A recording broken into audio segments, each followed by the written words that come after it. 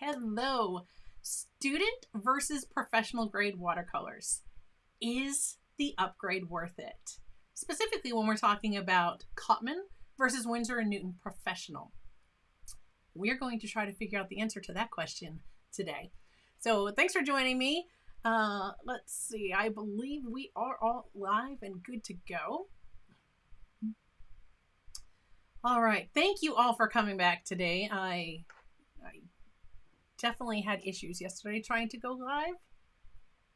I got very sick very quickly, and yeah, it would not have been good. I was like, well, we're gonna postpone till tomorrow. So hey, we're here, and I'm glad that we are here. I'm glad that you could join me, and that is something I received. Let me just take you. Let's go straight down to the desk.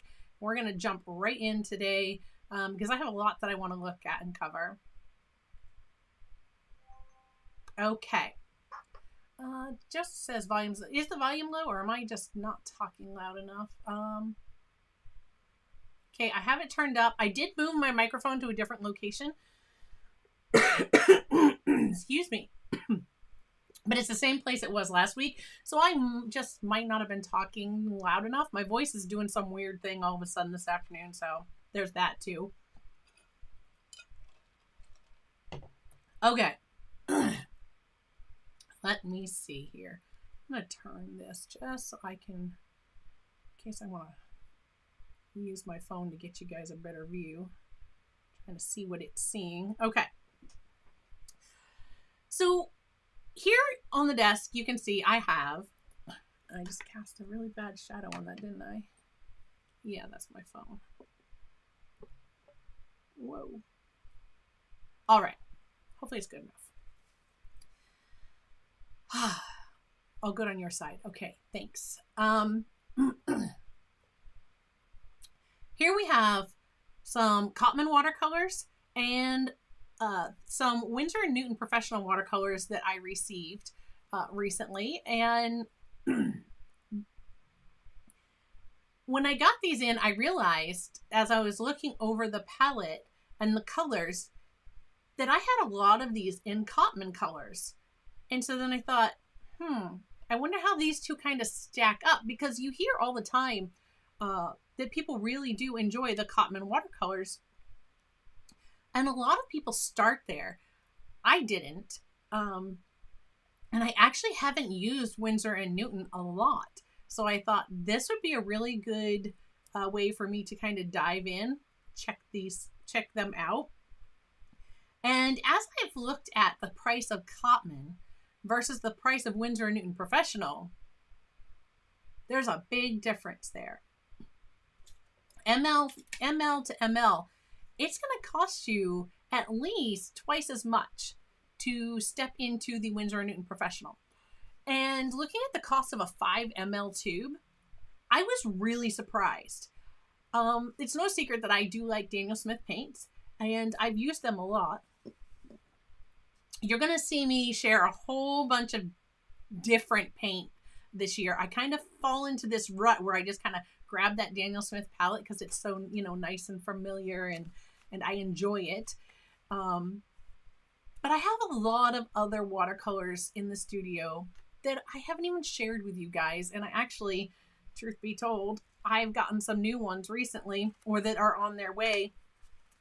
Because if you saw my video earlier this week, that was unboxing the art boxes I found as I was cleaning out and resetting the studio for the year, and that was a lot of boxes. But if you saw where I did my Christmas art haul, that one the week before, I had some gift cards too, and I've spent some of those. I have a couple more orders that I have to put in, and I'll have spent all my gift cards, and when that stuff comes in, I will share all of that with you. Oh, thank you, Rob. Rob has gifted 10 memberships. There are new emotes out today, so here they're starting to come in. Rob has gifted 10 memberships. We have 10 new super fans, and they are going out fast. So excellent. We have, if I can see this here, Topeka. I apologize if I get any of your names wrong. Pastel B7. Marg Chat, B3 Barbie, Sharon, Rebecca, Jenny, Yamino, Osra, Jessica, all were just gifted a membership. Welcome to the channel as a member. You have a Superfan membership now, which gets you the Superfan badge next to your name and all kinds of emotes. There they are. Rob just popped some of the new ones up in chat. I love some of those guys. So I hope you enjoy the emotes for this week. Jacqueline says, great to see you. Oh, that's excellent. Congratulations, Jacqueline. Jacqueline's going to be a grandmother this year. All right. Caught up with the chat and all of our new members. So yay, again, welcome. I'm so glad to have you here. And I am really considering opening up my Discord to superfans and above. Now, my live chats that we just had this morning, those are for our community members and higher, which are held on Discord. And then our creator members and our studio members have actual live, in fact, a week from today, studio members, you will have your live hangout here in the studio via the Zoom call. So I'm looking forward to that. That's coming next week already again. Trying to decide what we'll be doing for that one. So anyway, I'm just glad that you all are here, and I just thank you so much for all of your support of the channel because, yeah, definitely, like, you encourage me to keep going. Okay, so Cotman versus Winsor Newton Professional. The Cotman colors, like I said, I had two sets. So one is the field box, and I've shared that one with you before. So it is the field pocket set. Now I also have, and I haven't shared this one yet, is the brush pen set. When I was looking at these here, which huge shout out to Rob, because Rob sent me these colors. So this video has been inspired today by Rob. And looking at the colors, I thought those really look familiar. Like, I think I have a lot of those colors in Cotman, and I had to actually go to both of these sets to get them. But I had to pull from the brush pen set. I had to pull the sap green, the yellow ochre. I think those are the only two I had to pull from this one. Yes, the yellow ochre and the sap green. See, I haven't even opened these yet, guys. But a lot of these colors are duplicates from the field pocket set, with those two being the ones that are not.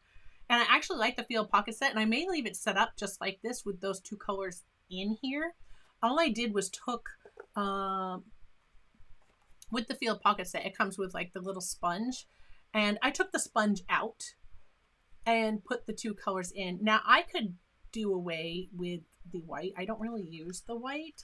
But let me just share, as we're talking about one of the differences, you can get this field pocket set in the professional colors. Now, the Cotman is going to run you about $20, and you can check these on Amazon. But the Cotman one will run you about $20. The only difference between the colors in the Cotman set and the professional set is they have removed the dioxazine purple and the Chinese white, and they've replaced it with yellow ochre and ivory black. I don't mind that because, one, I can mix a beautiful purple with the colors that are in the set, and I would much rather have ivory black than Chinese white. I do use black sometimes when I'm mixing watercolors, but I rarely, if ever, use white. So there's that. If you use white, there's nothing wrong with that. If you don't use black, or you do use black, I think that those two colors are like one of those like rules that, you know, never say never. Never or always, right? Because there will be an exception. And I think it's fine if that's what you choose to work with. You do you, because the fact that you are creating is wonderful, and don't stop doing that. So in comparison of these two, there's a lot to look at in these colors before we can say, is it really worth spending that money to upgrade to the Winsor & Newton Professional? Let's look at some of their similarities and some of their differences. We are going to actually swatch these out because here I'm showing you, I have two. Can you tell which one is the professional and which one is the student grade? Cotman being student grade, Winsor & Newton Professional, of course, being the professional line. Can you tell the difference just by looking at these two swatches? Both of these sets look vibrant. Both of these sets are highly light fast. So why would I go from a highly light fast Cotman set to a highly light fast professional set when they both look this vibrant and this amazing? Like, is it worth the upgrade? So that's what we want to decide today. All right. And if you weren't sure, if you've used these, then you probably, one of the first clues, if you can actually read what is written on these cards, is this says Winsor Blue and Winsor Green. And that's your first clue that this is the Winsor & Newton Professional swatch. And this one, all of a sudden my nose is just wanting to drive me crazy. And this one is the Winsor & Newton Cotman Field Pocket set. Now, on these, as I said, on my original swatch, my original what came in here, the yellow ochre was not included. And the Winsor Green was not included. However, I did have those two colors in the brush, in the brush pen set. So I just pulled them, popped it in here and here. And so now these are all in different order. We are going to go ahead and redo them. And I'm going to talk to you about things that are the same and things that are different as we go through. And I'm going to let you see these swatches, and we're going to compare. When I went to Winsor & Newton to research this, when you want to talk about differences, the professional line, so Winsor & Newton Professional has 79 single pigment colors, and 104 out of the range, the full range is 108. So 104 of those 108 are either excellent light fast or very light fast. Now I will say that as I look these up, like, I don't like the way they do their light fast ratings. Winsor & Newton is a legacy brand. I want to trust their light fast ratings. But the way that they say it is sometimes they'll say light fast excellent, light fast very good.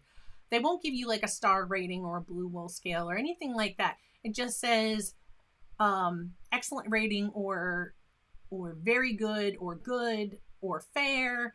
And it'll say that the permanence is like a AA, that's excellent, an A, which is very good.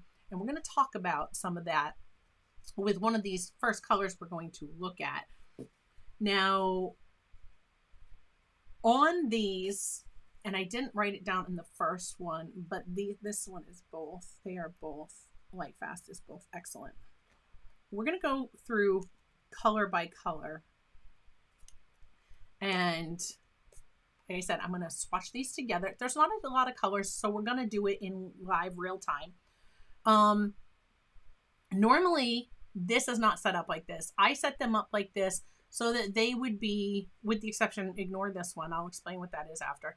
But with the exception of that, these are exactly the same colors with one caveat, and we'll talk about that. And I think you can kind of, if you get a sharp eye, you can pick it out like right away which other color I may be talking about. But when we look at these colors, even in the pans, and I'm going to bring you full screen on the desk because I can zoom you in a little closer there and we can kind of manipulate a little bit of this, what you're seeing. So let me just zoom in. And first I'm going to we're going to put our focus, sorry about the movement if that bothers you guys. So we're going to look at these right here. When you look at the colors in the pans, they look almost, if not identical.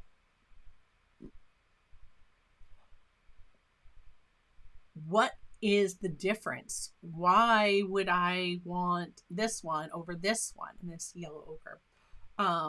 Now these do look slightly different, and we're going to get into, stay with me.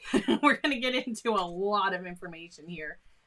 Now, with Cotman, they have a range of 40 colors.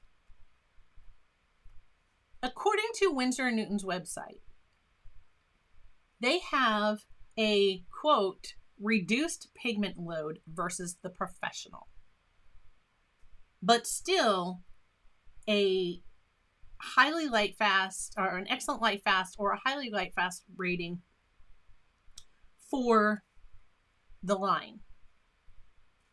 There's only a range of 40 colors. So one reason you would go to a Winsor Newton Professional color, we could definitely say, would be for a specific color. For example, this one right here, which is here, Potter's Pink. This is Pigment Red 233. Yes, Pigment Red 233. This is only available in the professional line. You can't get this in a Cotman color. And that was actually the first, this was the only Winsor Newton Professional color I had before Rob sent me these, because this color I had in Daniel Smith, Pigment Red 233, Potter's Pink, and I dried it down in my half pan and it re-wets horribly. I did not like it. And in my research, it said that Winsor Newton Potter's Pink was one of the best reactivating Potter's Pink that there is. And it definitely, I haven't tried others, but I can say it definitely re-wets easily. It's a beautiful granulating color, and I would highly recommend it if you want a beautiful granulating pink. But let's talk these specifically. What we have here, and I have, these are, you can see, like I can these are all dry. All these pans are dry. I left them that way because I was going to do a painting while I was sitting here waiting. And I was going to do the same painting in Cotman and then the same painting in the Winsor Newton Professional. But I thought, you know what? If I do that, I'm going to wet my paints. And then I can't show you guys how easily both re-wet. Because we're going to come in and how we're going to do this. We're going to try to be as scientific as possible. Now, I got to back you guys back out so you can see our swatch sheet. And we will move this as we go. So again, I apologize if moving bothers anybody. I've written down a bunch of information here, and I'm going to go over it as we go to each color. But these have not been wet. Now, we can agree that there's going to be some form of human error. I am not a robot. Big surprise, but I am not a robot.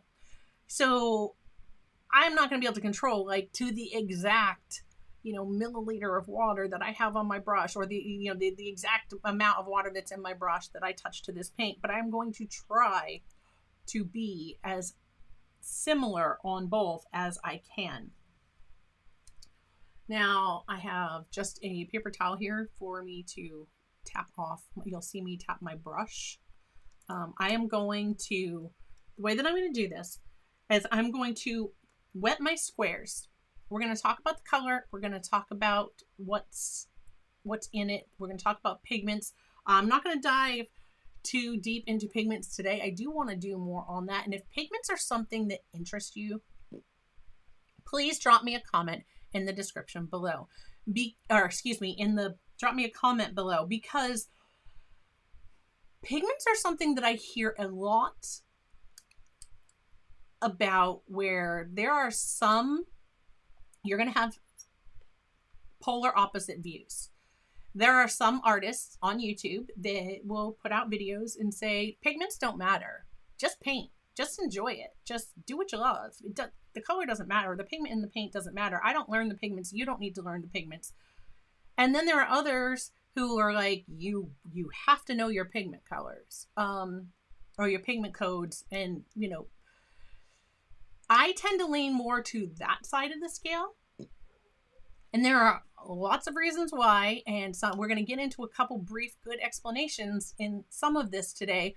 But if you want me to dive deeper on pigments, drop me a comment after the video and let me know, because it is definitely something we can do. I do think that they are important. I definitely disagree with people that say you don't need to know them. And we're going to talk about one of the main reasons why, as we go through this, it's going to become apparent. So I'm going to wet the area. I am going to then wet my brush, tap it, and come right to my color, and then touch it so we can see, does it move? So that when I first touch it, does it move? We'll do that on both to see, well, does Cotman move more than Professional, or does Professional move more than Cotman? That might be a reason why. And then we're going to try to get mass tone, and we're going to then get the more diluted, you know, color down here. And that way there we are going to try to see side by side, does this look more pigmented than this? By the naked eye, they say that the Professional is more pigmented. There is less pigment load in the Cotman, and that's why it costs you less. And that makes sense. But there's other things to look at. So let's just start with the Cad Red. So first off, in your Cotman, you have Cad Red Hue. So that's not really cadmium. It's not really a cadmium red. There's Cad Red Hue. And that is made up of Pigment Red PR149 and Pigment Red PR255. Now, what I have in the Professional is the Cad Free Red. So also not cadmium in the paint. So these are going to be, you've got your Cad Red Hue in the Cotman and the Cad Free Red in the Professional. Those are the ones I would say would be most alike from the Cotman range and the Professional range. Now, this, they don't give on the Cad Free Red and the Cad Free Yellow. They do not give you pigment information on those Cad Free colors on the website. What they do tell you is that the Cad Free colors mimic exactly the cadmium and look exactly like the cadmium counterpart, only they are Cad Free. So cadmium red is PR255. Well, Cad Red Hue has PR255 in it, but we're going to compare these two. This has another pigment. So I don't believe it's fair to put this down and go side by side. They're exactly the same color. They're not the same color. And can we actually tell about the pigment load if they don't have exactly the same pigments in them? There's one reason why pigment information can be important. So let's start by wetting this. And I'm sorry, we've been jabbering. And by we, I mean me. And I'm just swatching these on my big pad of B watercolor paper. If you're here in the US or if you have access to Walmart, I definitely recommend, if it's not in your local Walmart, they definitely carry it online. So you can check that out. Okay, so now I'm going to dip my brush, tap it, come right over here. And this is the Cad Red Hue. And I'm just going to touch where it was wet. And it's not moving very much. So let's just lay down our mass tone, and we're going to look at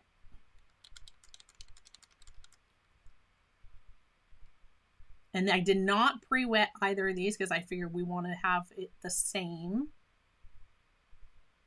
Okay, so there is our I'm going to make such a mess with that water real fast.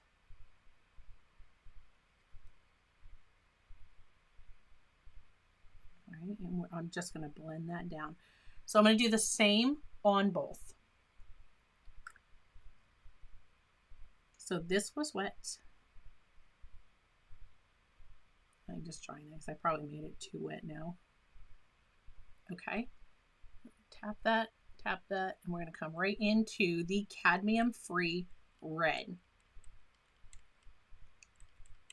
They both reactivate okay. I think I would prefer to give them a spritz beforehand So when we touch, now that one took off a little bit more.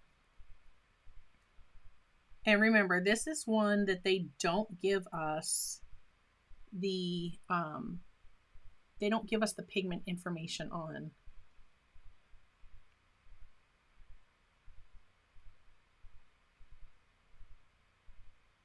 So first up, I can like immediately say this looks more red than, and this cad red hue looks more orange. And just in case like I didn't put enough in there, I'm going to give it the benefit of human error and try to give it a little bit more pigment. But even with more pigment, it's still very much more orange.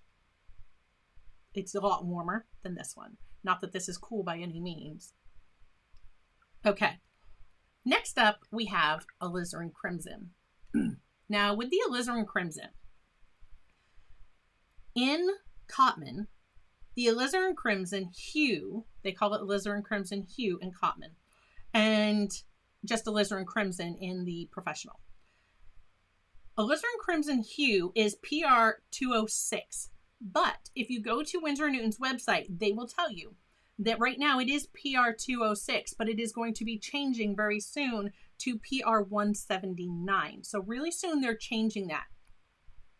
Now, this alizarin crimson, which is the one that I have, just alizarin crimson, that is PR 83. Now, PR 83 has a light fast rating of fair. This is a fugitive color.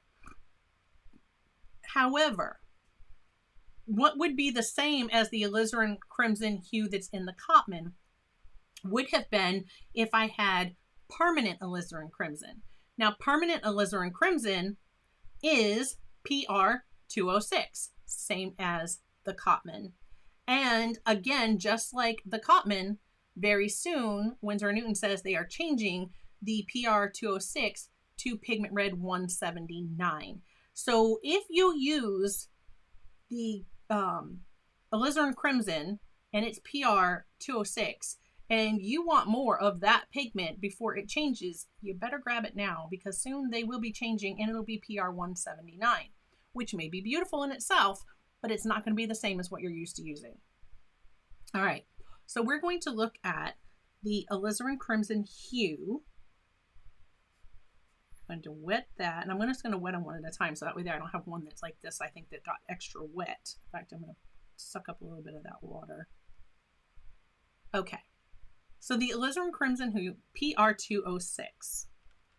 Now, this is another one that I think is not fair to judge them side by side, because, as I just told you, they're not the same pigment. And I've seen other artists that compare paints, and they compare them based on the color, based on the name. And I don't think that we can, that's not apples to apples. If we're comparing apples to apples, we should be comparing paints that are, and this is my opinion, and you're entitled, you know, everybody's entitled to their own, but in my opinion, if you're comparing paint, it should be, and I touched that, so that's going to pull some of that cadmium into the bottom, so it's fine, but just know I touched that. I don't think you can fairly compare one paint to another based off of its paint name, and we're going to get into, you're going to find out why in just a little bit, because I have a perfect example of that as we go along. So this is the PR 83.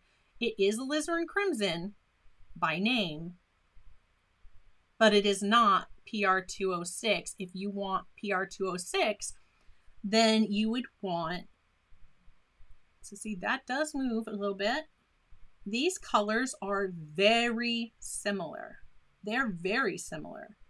So if they are very similar and PR 206 looks like that, then this is a color that I would say, I mean, obviously there's a place for it because Winsor & Newton is making it and putting it out, and they would stop carrying it if there wasn't a demand for the PR 83 version of alizarin crimson. But if you're doing work that you want longevity on, you're going to want permanent alizarin crimson, because alizarin crimson is fugitive. And Joseph says you can't compare apples to apples either. Many different apples out there. This is true. And there's going to be a perfect example of that in just a moment, because yeah, we're going to get there. Thanks, Joseph. Okay, so next up we have dioxazine purple in Cotman. And then we have Winsor violet in the Professional. Now, these are both PV, Pigment Violet 23. Their light fast rating on both is excellent. This is one of those times where the name is not the same, but the pigment is identical. And I have a feeling that when Winsor & Newton uses Pigment Violet 23, it is treated the same for both lines. So in other words, one hasn't been treated differently so that the color is altered. And in this range, that is one of the things that I can say, that between Cotman and Winsor & Newton Professional, the light fast ratings, as far as I have noticed, if they are the same pigment, the light fast ratings are the same.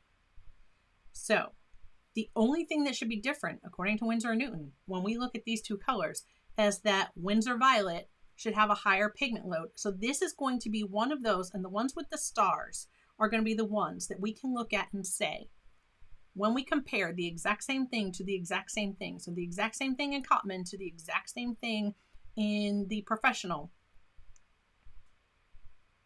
is it worth that upgrade? These are the ones that I think are going to be able to help us accurately answer that question. So first I have to wet this paper. And then we are going to, my water is getting dirty. It's only going to get dirtier. So then we're going to wet our pigment. And I have to, there we go. Just a big old water drop just came down off that ferrule. I'm just going to dry that. Okay. So dioxazine purple, PV23 in Cotman. And this usually is a pigment that will take off in many brands. So we're going to get that down. And I've seen dioxazine purples, the PV23, where it's almost black in its mass tone. It's gorgeous. All right, and then we'll just get that lighter version going down there. All right, so next up is the Winsor Violet. So for Winsor Violet, this should, if I can not wet that. Sorry, guys. Let me try that again. I'm going to try to keep my water away from that, although it's going to pull some because the dampness touched, but again, not a robot. So in the Winsor Violet, and these pans really shrink. Like, you can see one here, this one cracked, and that's the cad yellow. That one cracked. Umber really dried down hard. Now, when I got these paints from Rob, they weren't like all caved in like this. They were not that sunken in. My studio is so dry. There's not a bit of moisture left in these paints. All right. So Winsor Violet. It's moving just like the Cotman did.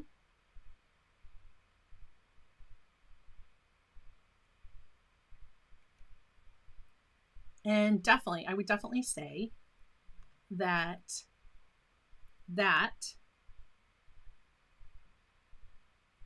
certainly has a much higher pigment load.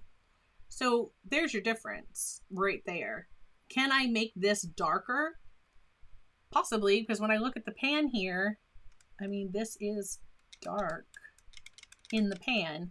So I might be able to, you know, come in here and add some more pigment and build that up. That was getting some nice granulation too down there before I did that. So we'll like look at that and see. Great question, Jacqueline. Jacqueline said, what does, just put that out there. She says, what does fugitive color mean? So a fugitive color is a color that's not light fast, which means if it is exposed to UV, like the sun, they will fade over time and your color will disappear. So it's fugitive, it runs away. So this PR83 is light fast rating is fair, which means it's fugitive. It's probably in about, if you put that in a room where there was a southerly exposure, that's going to fade pretty quickly. You're going to have to be really careful with anything that you paint with this that has this color in it, because it could just kind of fade away. Oh, you were welcome. That's a great question. All right, next up we have in the Cotman is ultramarine blue. In Winsor Newton, it is French ultramarine.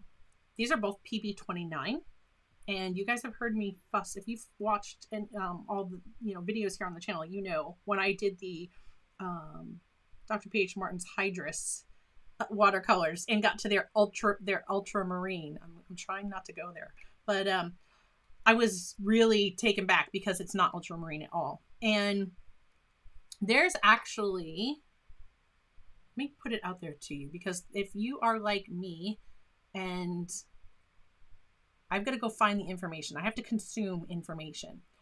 The Color of Art Pigment database. There is actually a database full of all the pigments that are used for art. And you can go to Art is Creation, all one word, artiscreation.com. And you can see all the pigments that are used in art for paints. And they will have, like, if they're light fast, they will have like what colors you might find them listed under, different things like that. It's a really valuable source or resource for information when it comes to, I need to get clean water to start this with. So I think that's a really valuable resource for you if you're interested in pigment information. Okay, yeah, but Rob, that not just that. These don't have fillers. They claim that the Cotman paints are just pigment and gum arabic. Winsor Newton Professional paints are just pigment and gum arabic. So the way that they make it cheaper is to add less pigment, more gum arabic. So not necessarily not filler, but more binder. There's more binder, less pigment. And that's what they're saying. And that's why they're saying you pay less, because your pigment load is higher in your professional line. So you have more pigment in those paints. But there are companies who do put fillers in their paints, but that's not what we're talking about here. Okay, so ultramarine blue, PB29, light fast is excellent on both of them. PB29 is also usually a granulating color. PB29 will make excellent granulation. If you put it into mixes with other colors that don't granulate, you can get granulation from them when you mix that new color. And that is just kind of sitting where I put it.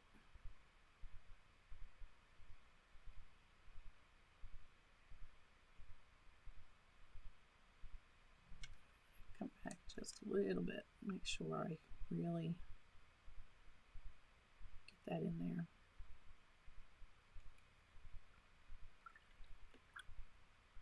Okay, so we're going to rinse that out.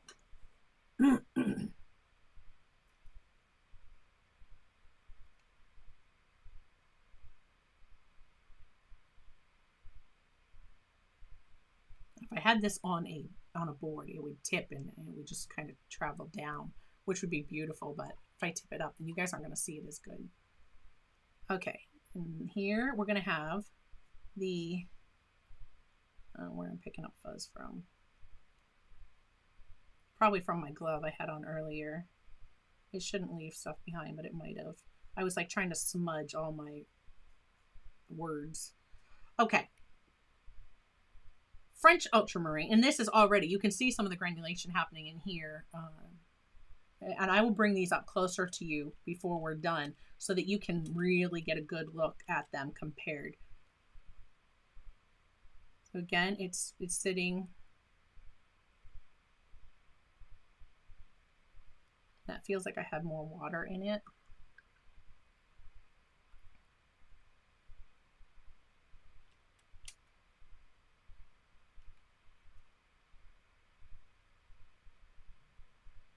The French ultramarine from the Professional looks a little brighter.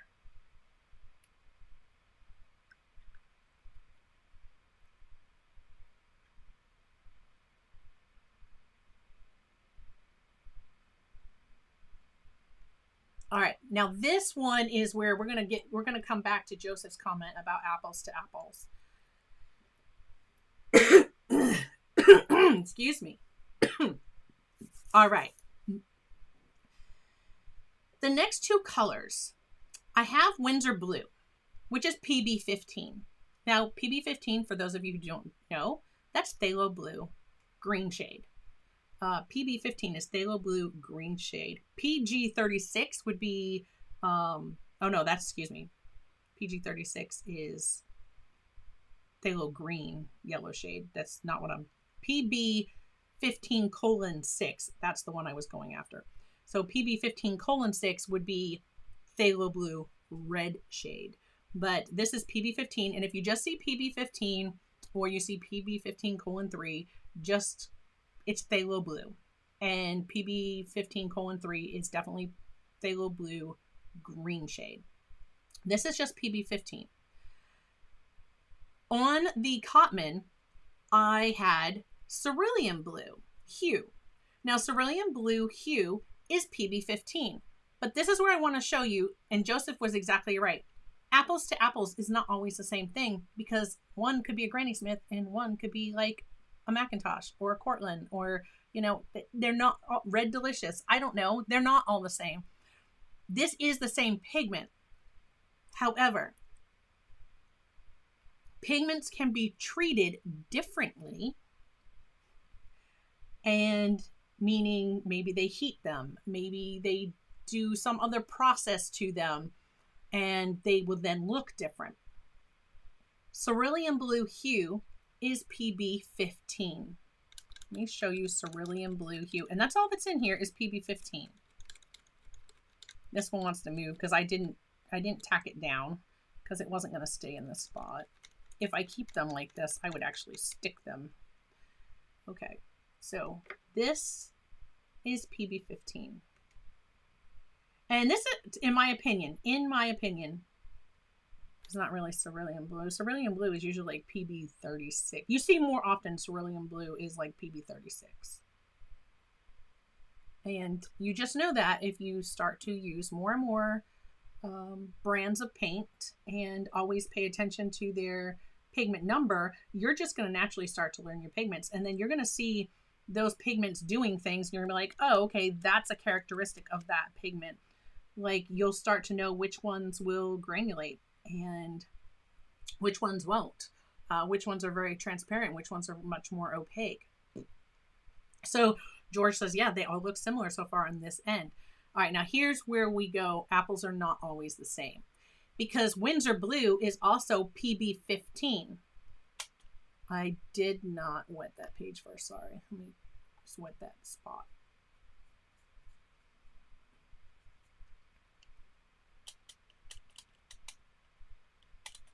So Winsor Blue, PB15. Remember I said PB15 is phthalo blue. Look at that. Gorgeous phthalo blue. Winsor Blue is a beautiful phthalo blue. I mean, hands down, no doubt. Like, I don't think anybody can argue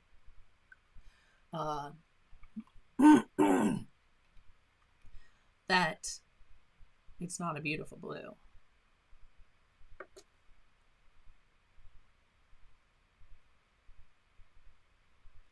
Okay, I see your question, Rob. I'll get there in just a moment. So these are both Pigment Blue 15. but they've been treated differently. And one looks so much lighter and the other so much more vibrant. Now, if you wanted the Cotman, Cotman does have a color that is equivalent to Winsor Blue. You would want Intense Blue. Intense Blue is also PB15, and that is going to be your Phthalo Blue. That's going to be the one that's close to this, almost exactly. Okay, so yeah, if you're looking for, if you see this today and you go, you know what, it's just maybe the pigment load is not enough for you to justify jumping up to the Winsor Newton Professional yet. And maybe if the color's available in the exact same pigment and the exact same, you know, everything else, you want to stick with Cotman because it costs you less. There's nothing wrong with that. As these dry, I'm seeing so much similar. And again, we're going to bring these closer. But if you went with this and you wanted to get the Cotman equivalent of Winsor Blue, it would be Intense Blue, not Cerulean Blue. Cerulean Blue PB15 has been treated differently. So next we come down here, and this is where I was saying about names. And Rob, your question was, excuse me, Rob asked, how important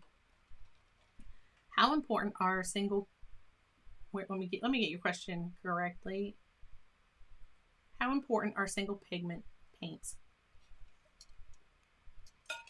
I think they're very important. I think they're very, very important. And that would get into mixing, in my opinion. They're very important. And it would get into mixing. It is mostly going to affect you in mixing paints. They're convenience colors. Multi-pigment colors are convenience colors. That's all they are. You can make them. Now, let me back that up, because I've seen the Schmincke Super Granulating Colors is a perfect example of this. I have seen artists that have done this, and I think that it's misinformation, or it's not misinformation. It is not all the information. That is a much better way to put that. It's not misinformation. It's just not all the information. Schmincke Super Granulating Colors. Every time they release another set, they kind of swing back up on YouTube, and you start to see a lot more about them in the whole watercolor side of YouTube. And some artists will be like, here's the pigments that are in them. And which is wonderful. I love getting pigment information because, you know, I'm a geek about that stuff. So it's fine. And what is that? A pigment nerd? Is that what we said, Rob? That's me. So when these colors come out, they'll tell you the pigments that are in them. And they'll say, so if you have that pigment in another brand, you can mix this yourself and you don't have to buy the, you know, convenience color of the Schmincke Super Granulating one that they just put out. However, can we bring our focus right here? This is why I say that's not all the information, because in them, and this is something that I wanted to dive into for a long time, it needs its own video. And if it's something you're interested in, you drop me a comment, because, you know, if you're, yes, pigment nerd, if you're as much of a geek about the science of watercolor and pigments as I am, you know, just drop a comment. Let me know. We can totally relate. But if I told you, oh, this one has PB15, like Payne's Gray, right? PB15, PB29, and PBK7. So as long as you have those three pigments, you can play with mixing them together, and you're going to be able to get a color that's almost exactly like this. Well, that would be true if, say, they used normal PB15, but what if in that mixture they didn't use normal PB15, they used this kind of PB15? You have to know which version, how that pigment was treated, what it looks like, and you get there by, sometimes you can see like those undertones and those colors and things like that, and that's where it becomes very important. So when I say when an artist puts out that, like, oh, here are the colors in this, and if you want to just be able to mix your own, you just need this pigment, and this pigment, and you can mix your own. That is almost all the information. Almost. You need to know, especially like with a PR 101. Do you know how many different versions? PR 101, PBK7, excuse me, PBR7, Pigment Brown 7. Those are like your raw sienna, your raw umber. Those look very different. So you have to know that PBR7, which one? The one that's treated and looks more like umber, or the one that's treated and looks more like raw sienna? Or is there another? Probably. So you have, you know what I mean? You have to know those kind of things. And so if you want to go there, I have a lot of information that can help with that. So if that's something in mixing, we can go there. So single pigments are important because if you have a palette of single pigments, you're going to get a lot more cleaner mixes, and you're going to be less apt to mix up mud on in your painting. And when I say mud, let's say that you have a red, and that red has some yellow in it, and you go to mix that up with a blue, and you're thinking, I'm going to get purple, but that red leans yellow. You're not going to get purple. You're going to get more of a very muted, earthy, purpley brown. If it's just a single pigment color, and you have, and again, that goes into a whole lot more with mixing and color theory, and we can go there if that's the place you want to go. You just have to drop me comments and let me know these things. But if you have a color that has other pigments and you're just thinking, oh, it's this red that I've always used in other brands. Well, maybe that other brand has it in a single pigment color, and you're like, I'm going to grab this, and you mix it and it doesn't mix right and you just can't get it. And you're like, I don't understand what's happening. Well, if you pay attention to the pigments, it's probably something going on with the pigment that's causing it not to be like you expect. But if you have a single pigment color and you know how that pigment acts, you can make a lot of beautiful mixes that are bright, vibrant, clean, and they're only going to be mud or muted if that's the way you want to mix them. So I hope that answered your question, Rob. That was a lot to say. They're important for mixing. So anyways, yeah. So let's get into this one. And this here, and I have to, all right, I'm going to have to move these up. I wish I could just, like, I should have just taken these parts off so I could have moved you closer, but maybe I can. Oh, and as I told you, this is the B. That's what it looks like. So if you do go on to Walmart, I do have a link in the description below to Walmart. It's the Jumbo Artist Pad, the Be Inspired. This is a cellulose paper, but I love it. 50 sheets for the price you pay. This is like right around $10. It's like, I think it's like $9.99 or something like that, but, or 90, probably 98. It's Walmart. But, yeah, if you get this, it's 50 sheets. It is cellulose. It will get a little buckle, but if you tape it down, I find it goes nice and flat very well. For a cellulose paper, and I think they do have their place. This is not a bad paper. Okay. So here we have in Cotman, Viridian Hue, and in Professional we have Winsor Green.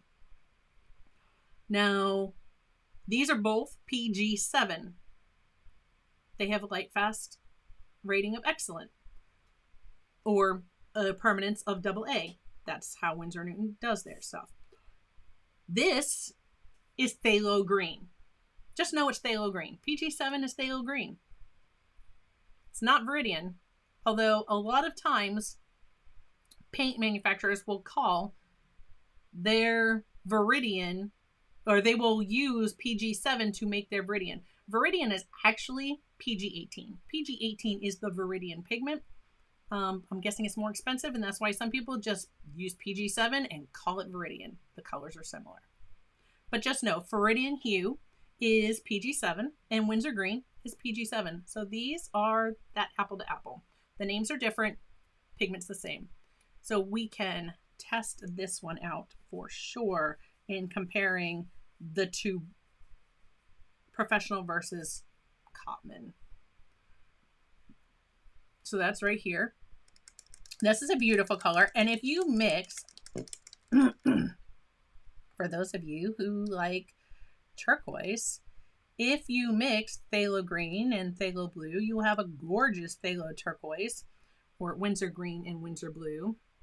Do they call it Winsor turquoise? I don't know if they have it. They probably do, but so it doesn't, not really moving. This is phthalo green.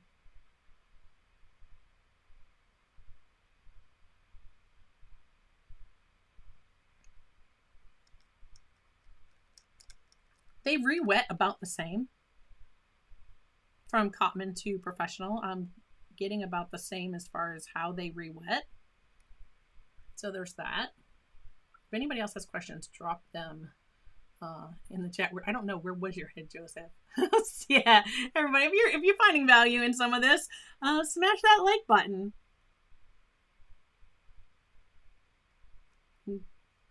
You like the video, that definitely helps out the channel. And it says, hey YouTube, other people who watch stuff similar to me might like to watch this video, and you should share it with them. It's wonderful. Sharing the video yourself is another way you can help. And I would love for you to subscribe and join me in a live stream. If you subscribe to the channel, you get to chat along with us while we're live, and I love hearing from everybody. Okay, so here we go with Winsor Green.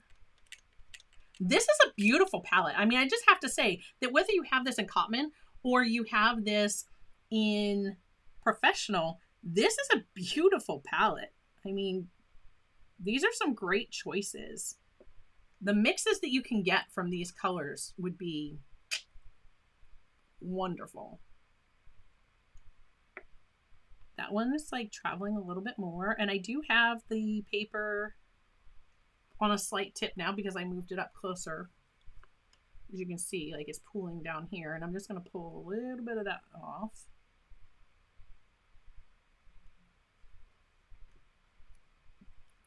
The paint water's so dirty. But I do have, I always have 3 things of water on my desk.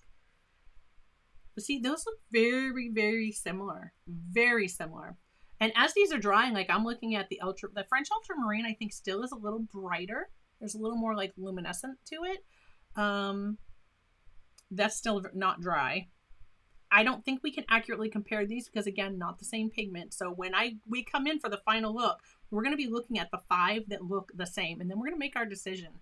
Is it worth that extra price? You're going to pay twice, if not more than twice as much to get Winsor Newton Professional.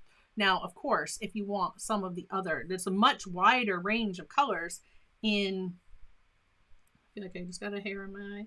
There's a much wider range of colors in the Professional line. You have, like I said, there are 79 single pigment colors in that Professional line.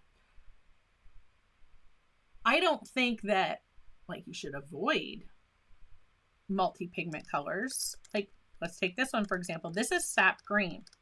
So sap green in Cotman, permanent sap green in the Winsor Newton Professional line.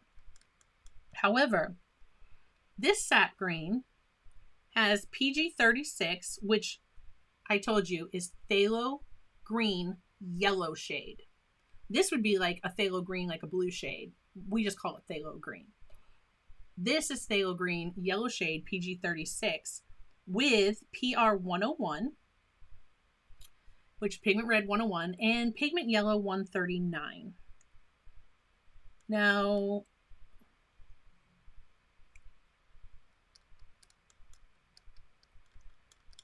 I definitely would spritz these on both before you begin and give them a minute to wet, because just coming at it with a paintbrush like this, like I know I could get this darker.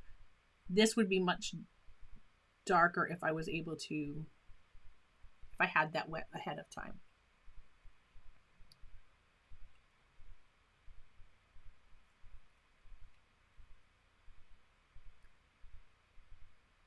Did I say PY 139?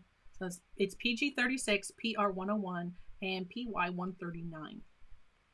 Now the permanent sap green, that is the Winsor Newton Professional, that also has PG-36. And then it has PY 110. It doesn't even have the PR 101, and it doesn't have the PY 139. Completely different formulation. So these two colors, I expect, while they're going to be similar as a sap green, Winsor Newton, this one, the Professional, is permanent sap green. And the light fast on this one is very good. It's a permanence of A.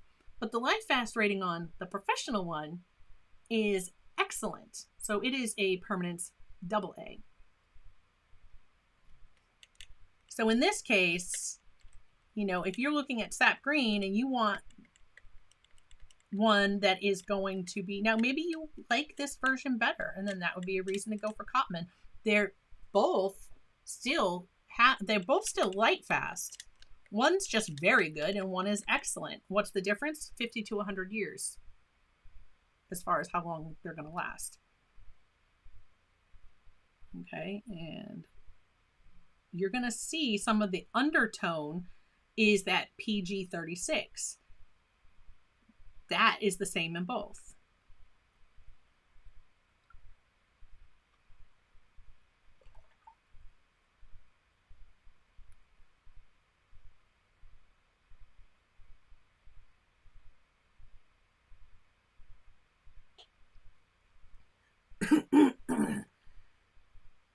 This one there's a lot more pigment in water. We need to let that dry. I'm seeing just more. It's wetter. Jacqueline says, yes, go there. I want to know all I can about pigment. I'm going to have to do something that's a little bit more specific. If drop me a comment, because if more people want to see that, it is something I will definitely do, because I have been collecting pigments now for about 2 or 3 years. And I need to start diving in. I was just thinking about this yesterday as I was laying there when I couldn't stream, missing you guys, feeling sorry for myself. And I was thinking about it. I'm like, I gotta start like swatching out all my pigments by pigments and stuff like that, so that I can share all of this, so much great information. And I've got quite a collection going. I find it interesting. Rob says it's a very interesting subject.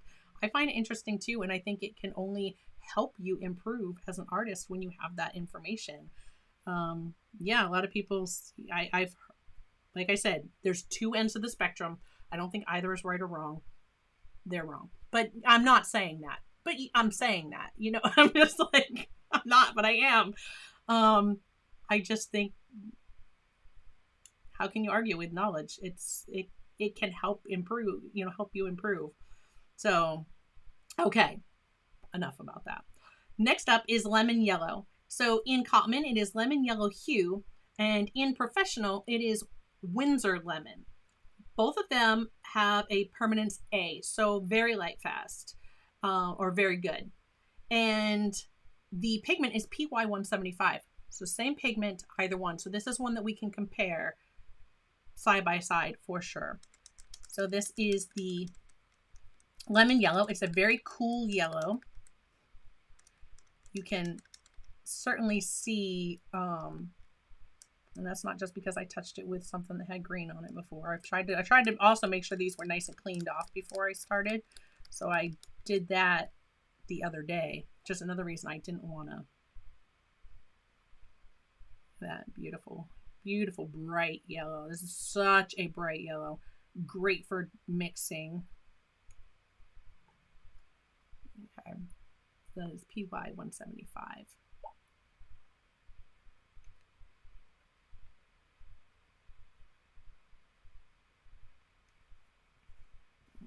Touched into that other space. Just gonna lift that up. All right, so again, Winsor lemon, same exact pigment. So do these look the same? This should be a little stronger. It should have a higher pigment load.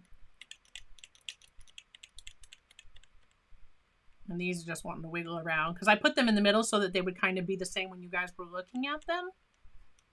But normally I would not have them like this. I would have the rows, 2 rows of 7. And I just have to show you that Potter's Pink before we go because it is gorgeous. And I'll show you how it re-wets. If you like Potter's Pink and you haven't tried Winsor Newton's Potter's Pink, definitely recommend. Cotman paints are not bad paints. I haven't done, let me just say, they're not bad paints in my limited experience thus far. I haven't done a lot of painting with them.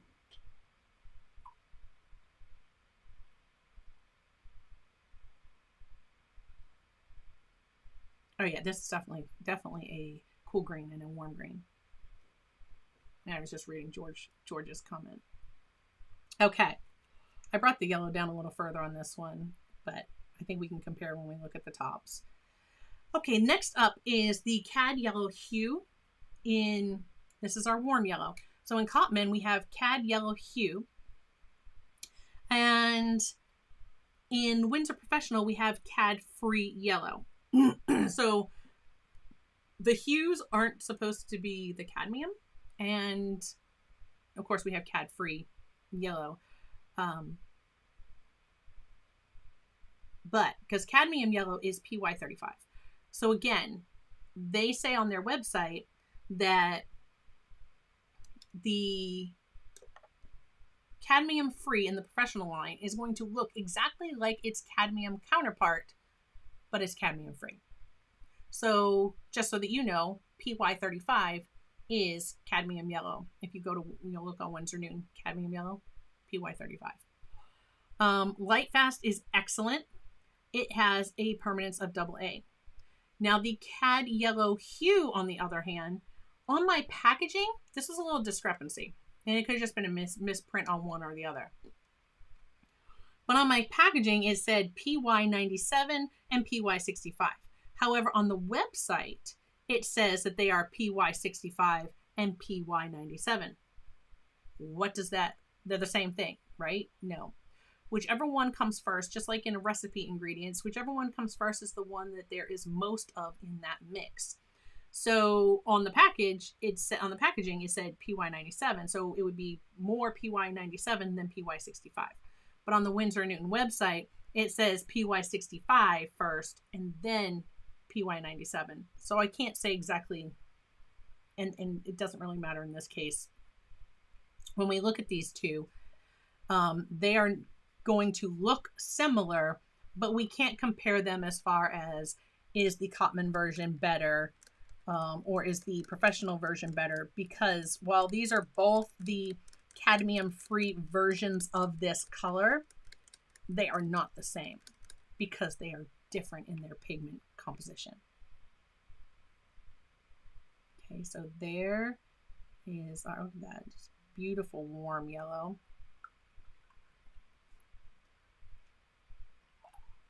The Cad Yellow and the Cad Red, would make a gorgeous orange.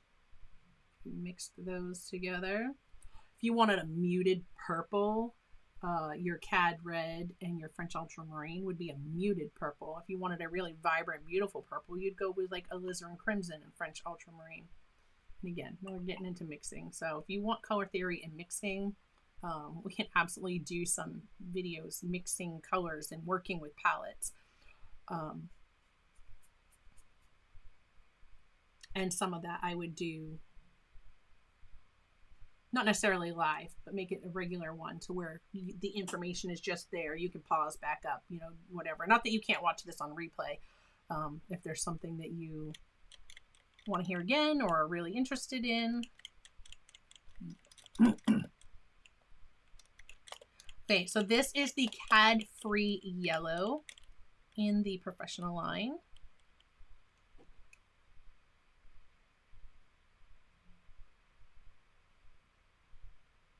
So see, they do look very, very similar. And that's why, like I said, if you see like some across brands where you're like, oh, but I love this person's, ultramarine, or I like that one's whatever. It could be that the reason you like one more than the other is because of the pigment that they use to make up their color, or the way that they process their pigment. Caput mortem, for example, and I'm saying that because I just ordered one. I did. I saw a caput mortem that I was like, oh my gosh, that looks gorgeous. It wasn't just this like nasty brown oxidized looking color. It was like this beautiful, deep, almost maroon pink granulating color. It's beautiful. I couldn't get my hands on that one. Well, take that back. It's at Jackson's, which I now have in my cart, and I will be getting eventually. I do have a link to Jackson's in the description below if you prefer to shop at Jackson's. So now we have, you can see the last rows right there and right here. I'm not doing the white.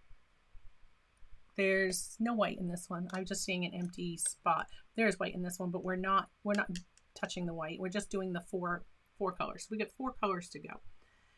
Our next one is going to be yellow ochre, and we're going to talk about that because you're going to see this in a lot of brands. But anyway, excuse me, caput mortem. The way they process the pigment is why it looks different. Usually it's PR 101, which is pigment red 101. It's a red iron oxide. And sometimes you'll see it as red iron oxide. You'll see it sometimes as burnt sienna. You'll see it sometimes as caput mortem. And that,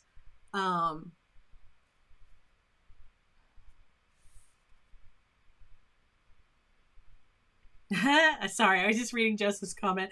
And it has to do with how they process that pigment to how that pigment looks.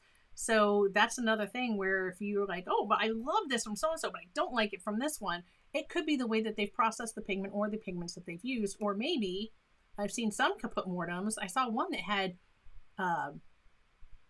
pigment red 101 and PBK 11. That's going to granulate beautifully, but I don't want the one with PBK 11. I have PBK 11. For those of you who aren't familiar with that, that's Mars Black, or Lunar Black if you are a Daniel Smith fan like myself.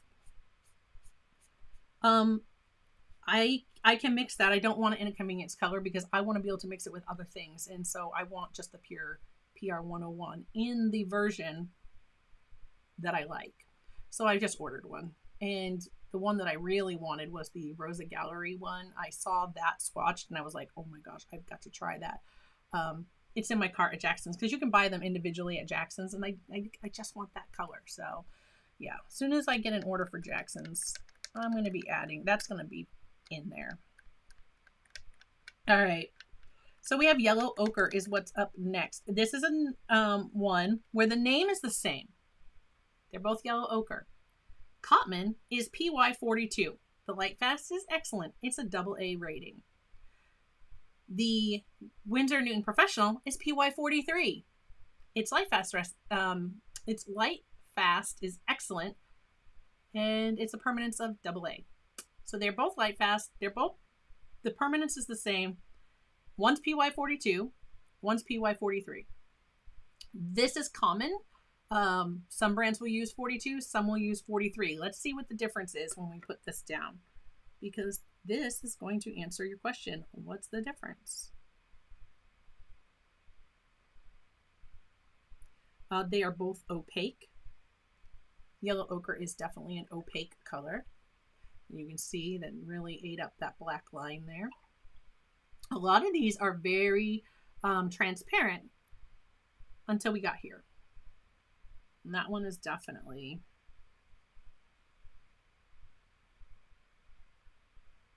right. Definitely more opaque. So that's PY42. Now let's look at PY43. And here would be an example where if you prefer a yellow ochre that is PY42, you would want the Cotman one in your palette. And if you prefer the one that's PY43, you'd want the professional one. So there's one reason why you would want to upgrade to professional, because the pigment, you want the pigment that makes up that color. And that would be a good reason that I would see going from Cotman to professional. So one of the reasons is going to be pigment. Of course, one of the reasons why you would stay with Cotman could also be pigment, where it's the same pigment and you like the vibrancy that Cotman provides, and you don't feel the need to go up to the professional. So when we look at PY43, I don't know if you're already noticing it, PY43 appears like it's not as opaque as PY42. So you have a little bit more transparency there.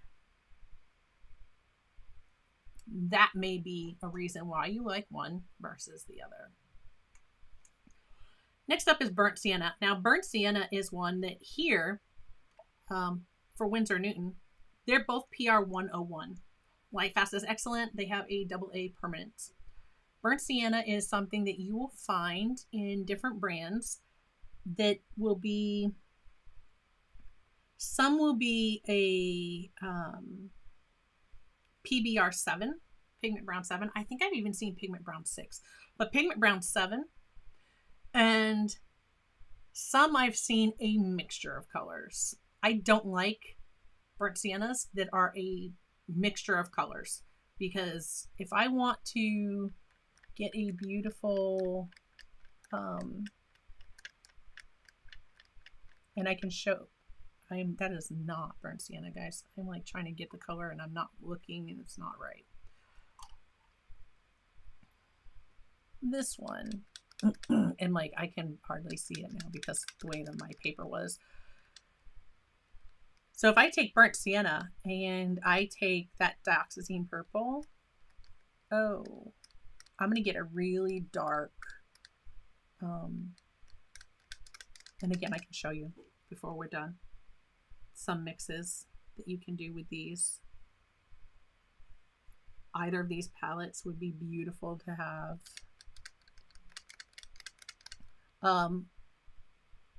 For this, one of the things I can say is if you're like, oh, you know, I love it, and I wouldn't mind just using the Cotman for a while first and going through that.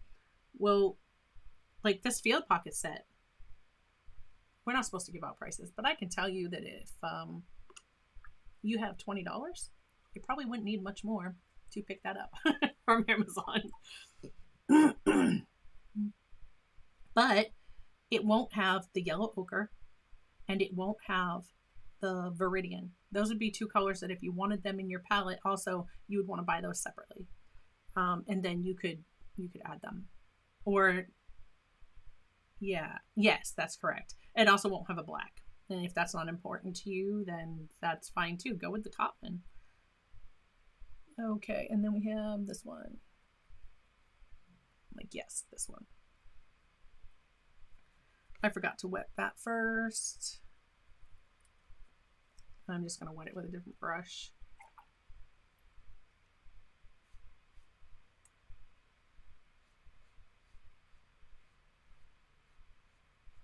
That's definitely a stiffer brush. Okay. And so here is the burnt sienna, again, PR 101. Also the one that they use for caput mortem. We were just talking about that.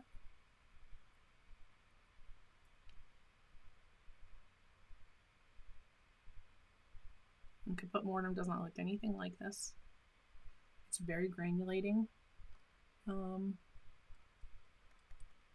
Will this granulate? That's what I'm trying to see. That's why I'm coming back in with more. I want to see, will it granulate? Won't it? We're going to find out. Yeah, so Joseph had said he looked away and looked back. I moved this, so he saw the yellow and saw Payne's gray, and like, no, it's definitely The name is above. Name is above. All right. So next up we have burnt umber. Now we've done the colors where I say you can absolutely compare side by side. Our burnt sienna, our viridian hue and Winsor green, our dioxazine purple and our Winsor violet, ultramarine blue and French ultramarine, and then our lemon yellow and our Winsor lemon. Those are the same. So if you're gonna come when we look at these once these dry and we compare them, those are the ones we're gonna look at the most because that's our apples to apples comparison.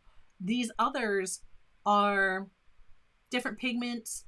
Yes, the colors are similar, but we really can't say this versus this because they're not exactly the same pigment from the same company. These are the same pigment from the same company. And as long as they have the same pigment, then they also have the same light fast rating, whether it's Cotman or Professional. So it's not even like you can say, well, Cotman's not light fast, because it is. It is a light fast paint. So it is something you can use. There are people, and then here's a perfect example. This happens in other things too. Maybe you prefer Cotman over the Professional. Let's look at acrylic paint for a real quick second. Liquitex is a perfect example of this. You have Liquitex Basics. They are light fast, but they're like the student grade, if you would. Then you have Liquitex Heavy Body, Soft Body. Those are more their professional line, which are also light fast.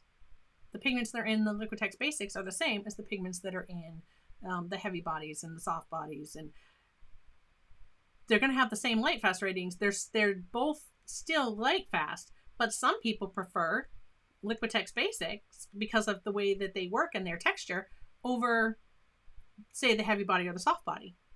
So is there anything wrong with, if you prefer the Cotman over the Professional line?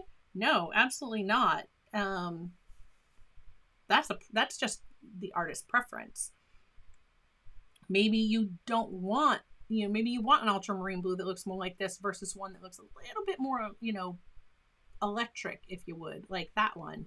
Then you'd want to go with Cotman. Okay.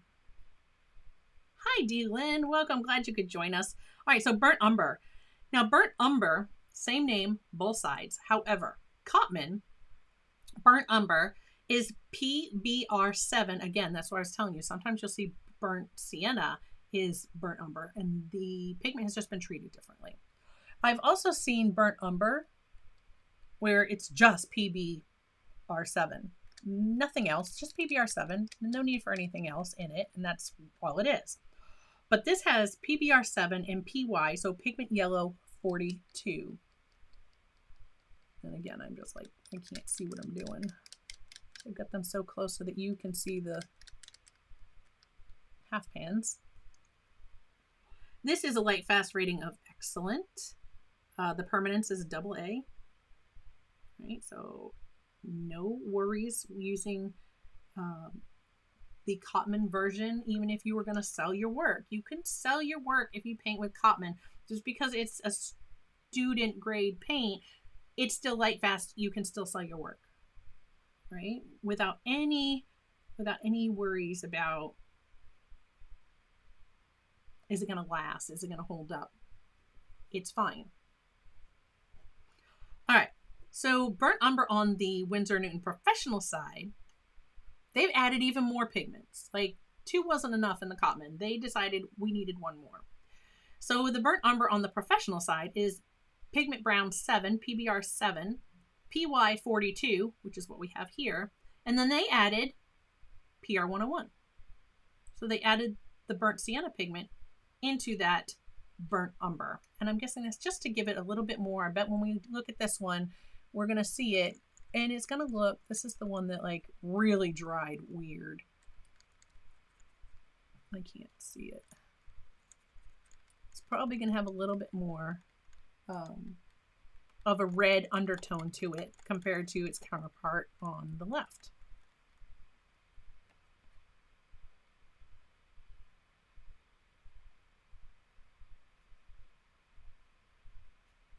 See how much more red that is? So that is burnt umber.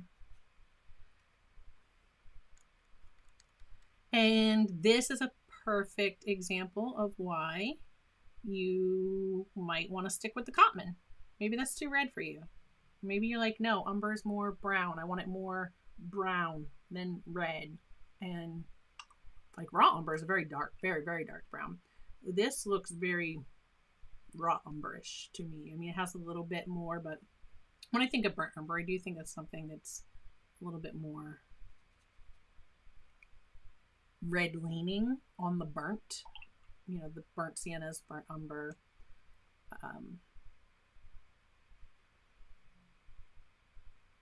Yeah, those two look very, I think those two look, have the most difference in them out of all of these. So Rob had sent me these. He wanted me to look at this palette, and I definitely would have a recommendation for him. We'll get to that. And I hope that maybe you have some opinions. Drop them in the comment, because we're still going to mix. We still have some time. We're going to mix some of these colors, and we're really going to look at a few more things. But on first glance, is the upgrade worth the price for the amount of pigment load you're getting? And remember, we can really only look at the ones that are starred, because those are the ones that are identical in pigment from the Cotman to the Professional. Is that enough of a difference that it's worth the upgrade in those colors? I don't know. I'm still trying to decide myself. So Payne's Gray. Payne's Gray is very different. Now here's another reason why you might go Cotman versus Professional. Payne's Gray is different in the two lines. Payne's Gray in the Cotman has a very good light fast rating with a permanence of A. Payne's Gray has a permanence of A, very good light fast rating in the Professional line. So the light fast rating is the same. In the Cotman line, they say it's transparent. In the Professional line, they say it's granulating and staining.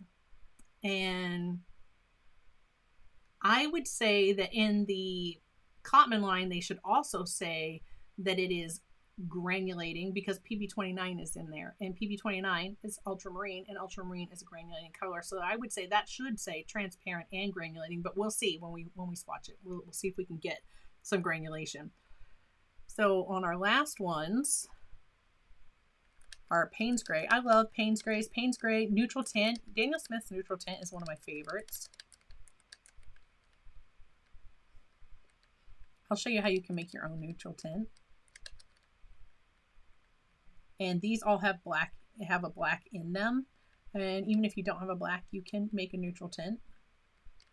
So, or like a Payne's Gray. This one has PB15, which is Winsor Blue, Phthalo Blue. It has PB29, Ultramarine, and PBK7. PBK7 is, oh my gosh, I'm testing myself now. PBK9 is Ivory Black. Ivory Black is available in both ranges. PBK11 is Mars Black. PBK7, PBK6, those are like a lamp black.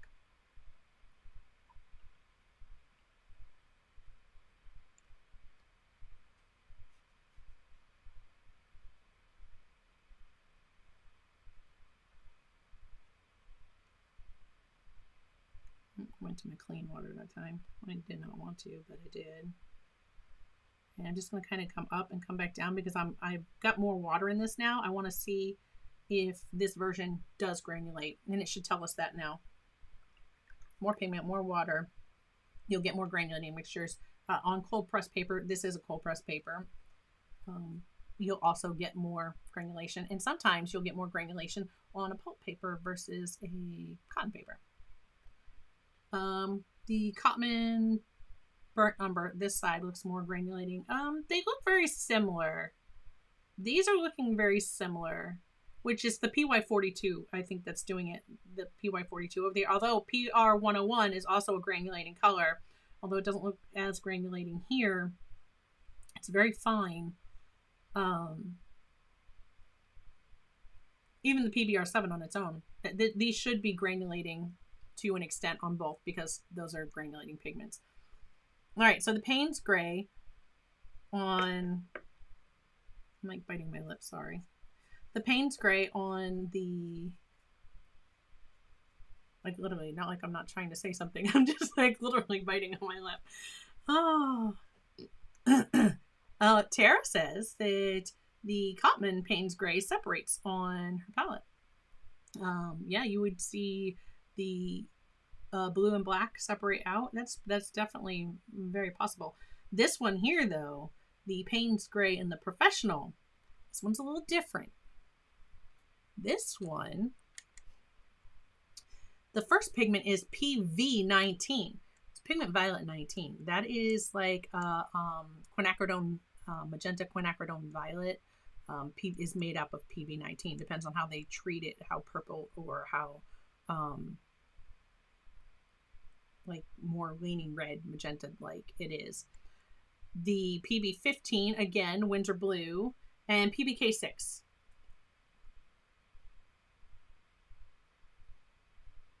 And immediately, like, I'm seeing so much more blue undertone in this one than I did in this one. And this one started like with PB15. Look at that. Like, this almost makes me think of like Daniel Smith's Lunar Blue. That blue undertone is gorgeous. This is a much cooler version.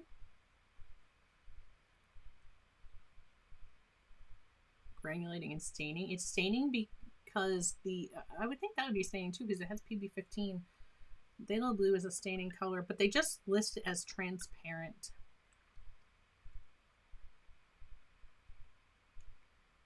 I'd like to see that in a, I'm just grabbing a scrap piece of watercolor paper here. I have no idea what kind it is. It's just a bunch of scraps that I end up sticking beside me. I just want to see this color.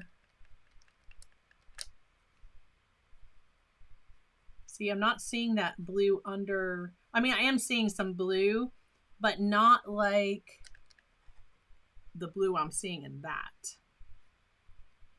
Hi, Snow. Oh, glad you were able to join us. But look at how much, I mean, it is definitely granulates. And so that is the Payne's Gray. The granulation is most likely coming from that PB29, the ultramarine. See that? I'm just going to kind of let that dry. And I'll do another big swatch of this one so you can see, like, really, like, again, I'm not sure which paper this is. You see how much more blue comes through in that, the Professional Payne's Gray. So this is one of those times where I would say, is it worth the upgrade? Well, it's only worth the upgrade if you like that color, Payne's Gray, better than that color, Payne's Gray. And I can see some separating out on here. We're going to let this dry and we're going to take a closer look at that one. And if you want granulating colors to really shine, to really granulate and look their best, don't use a hairdryer on them. Let them dry on their own. Just let them dry on their own because you're going to get much better results. We're going to let that set right there and kind of do its thing. And we're going to look at that. That is really showing the granulation and it's gorgeous. All right. As far as these go, now we have looked at these colors, and I think I splashed a little bit of that on my, yeah.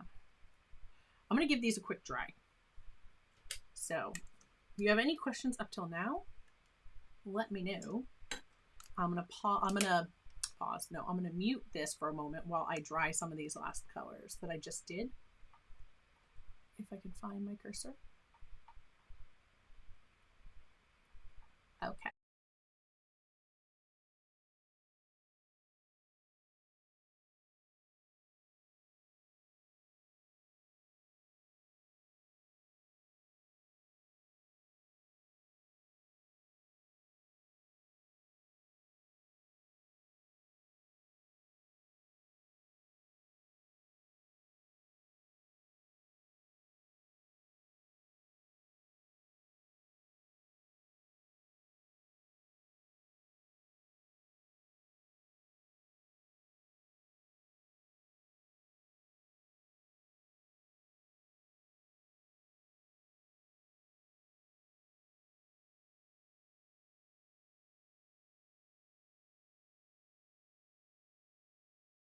There we go. Well, I just inhaled. I just inhaled wrong. Yes, it can happen. Let me say that the Cotman, yeah, that one's, it's definitely dry. So the dioxazine purple, that one has a little bit, if I can get it to pick up. See the shine? There's a little bit of shine to that. So when I went back with extra to like really bump up that mass tone, I got a little bit of a shine. And excuse me, Rob, just before the stream, that first thing that you posted, the Cotman price, I found that even $3 cheaper. So yeah, but that is correct. You're talking almost 3 times the cost. Almost 3 times the cost to go from the one to the other in that set in particular. And then again, if you wanted yellow ochre, or excuse me, if you wanted the dioxazine purple, you'd have to get that one because it's not in there. The dioxazine purple and the Chinese white aren't in there, but the ivory black, which is PB King 9, and the yellow ochre would be in the professional, where they wouldn't be in the Cotman. The Cotman you would get like most of the colors that you see here, with that exception, because I put in the Viridian and the yellow ochre. But otherwise, minus these two, all of these colors, so the cerulean blue and the Chinese white, those would be your 12. You guys can't see that, my apologies. So for the field, this is what it looks like. And it has the little cup, and the little cup clips right on, and you can rinse your brush. It comes with brush. This is a joke. It isn't. This holds your water. You can also mix on it. And this is a little brush. When I say little, I mean little. You can do the finest of details. You're not painting a picture with that. The sponge normally sits here. So these two colors wouldn't be in there. So that is the Viridian and the yellow ochre. And then your cerulean blue and your Chinese white would be. But if you went with the professional one, it would have yellow ochre and ivory black. It would not have the dioxazine, or the dioxazine purple. It wouldn't have that one, and it wouldn't have the white.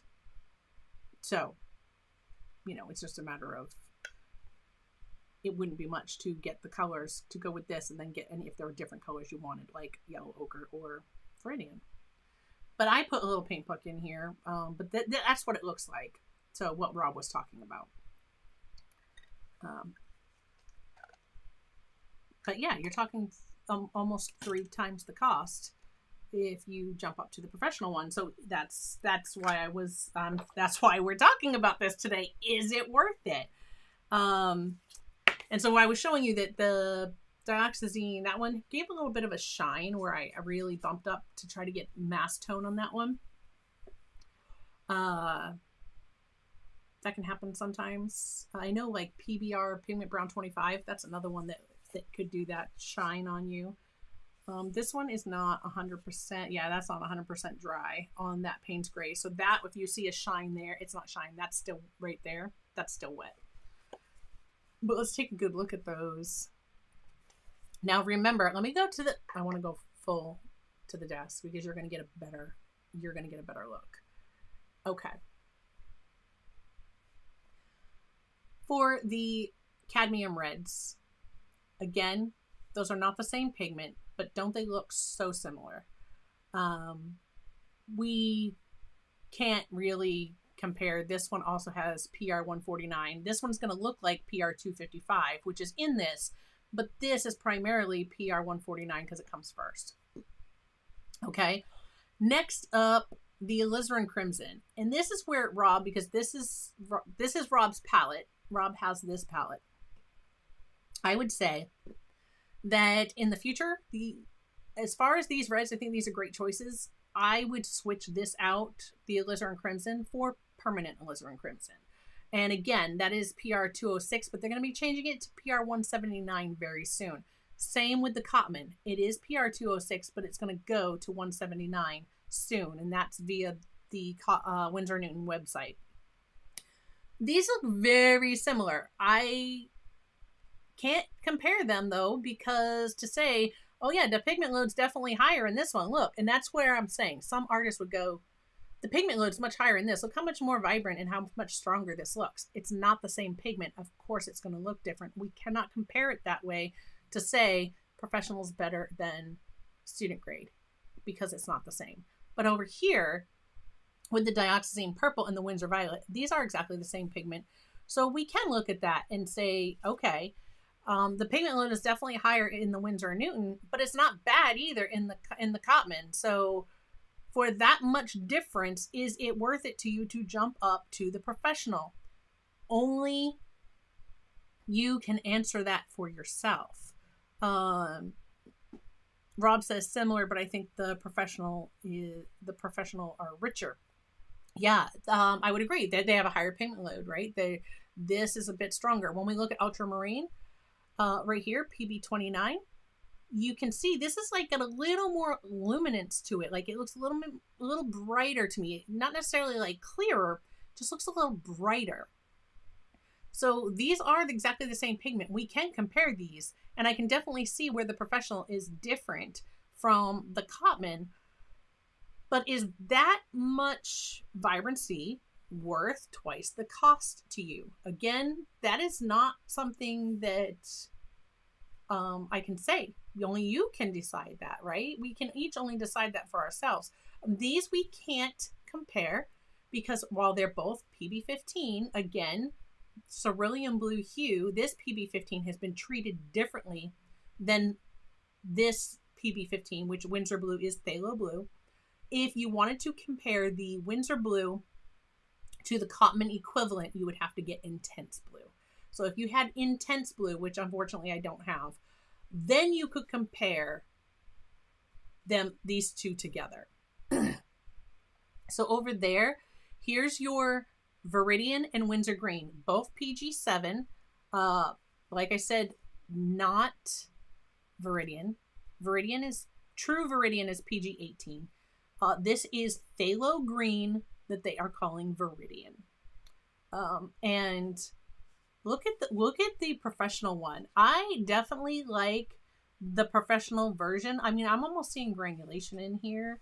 I'm liking that professional one there, but they're both very, very similar. And again, it could have just been the way that I laid this one down, why this looks a little darker in here. Human error. We have to account for some human error in this because, you know, but that one's the same. We can compare. This one, again, we cannot compare those because PG36, which is the phthalo green yellow shade, that is the first pigment in both of them. And if you look down here, you can see that undertone. You can see it's the same. You know that pigment is there in both. But the one on the left, you've got PR101, right? That's down here. And you have PY139. Over here, you have the PG36 and PY110. PY110, that pigment yellow, you cannot get that as a standalone yellow in Winsor Newton. I looked. It is not anywhere because I wanted to know which yellow it was. PY110 only shows up in permanent sap green and in hooker's green. It's nowhere else in the line. I checked the reds. I checked the greens. I checked the yellows. It only shows up in hooker's green and permanent sap green. But that is an excellent light fast rating on that one. But then look at PY175. Again, I told you I pulled this one down a little bit further. We can't judge anything there. But when I look at this one and I look at this one, they look so similar.